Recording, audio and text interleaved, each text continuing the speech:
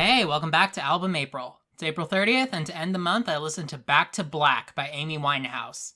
It was kind of somber listening to this album, sort of like it was with The Miseducation of Lauryn Hill, because after this album was released, Amy Winehouse was on top of the world, and she died a few years afterwards of alcohol poisoning. But still, her music did make an impact and served to inspire a lot of other artists. One other notable name that worked on this album was Mark Ronson, who I'm sure you know as the person who made Uptown Funk.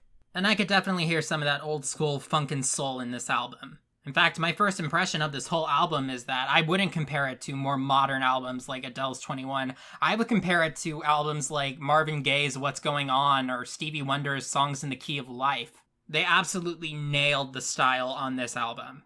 Much like Rumors, it's pretty clear listening to Back to Black that the songwriter was not doing well, at least at some point. I would describe Back to Black as a breakup album, but it's also an album about things like depression or drug addiction. And the songwriting doesn't try to glamorize it at all. My favorite song from Back to Black is Wake Up Alone, which I would call the saddest song on the album.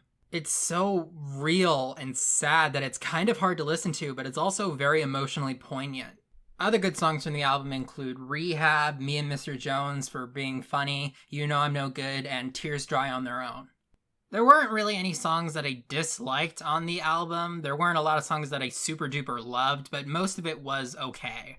But I do want to talk about a sort of topic that listening to this album really makes me think of. It's just the idea that a lot of people are drawn to specific artists because of their relatability, and a lot of things that they talk about, like depression, existentialism, things like that, create some of their best music.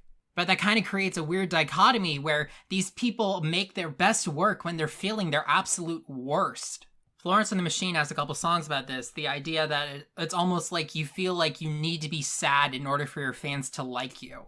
Like with many other members of the 27 Club, Amy Winehouse's death seems like something that could have been prevented. But as sad as the story is, the moral is absolutely clear. Go to rehab. Get therapy, go to a group, get some help. Your mental health is more important. The fans are still going to be there afterwards. And that's a lesson that could apply to everybody, not just musicians. Even though I didn't personally love it, I do believe that Back to Black by Amy Winehouse holds up.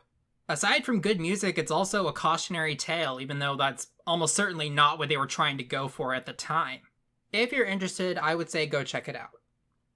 And with that, Album April is done. It was a very interesting experience making this. Aside from listening to a lot of music, I learned a fair amount about music history. I don't know when the next upload's gonna be, but it's definitely not going to be tomorrow. I'll see you guys later.